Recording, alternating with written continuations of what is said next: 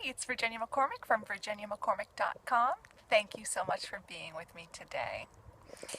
How good of a receiver are you? Have you ever thought about that?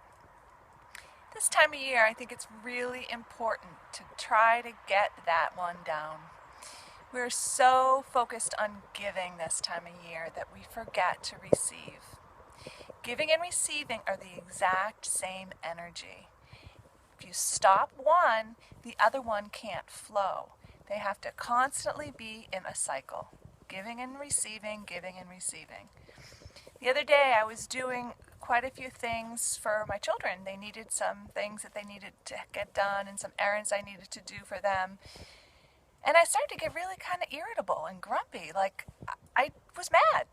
And the reason is I was giving out too much. I had made it stagnant by not receiving. And you can receive in really simple ways. Receive the gifts of nature. Get outside. Look how beautiful it is. It's cold, but it's sunny.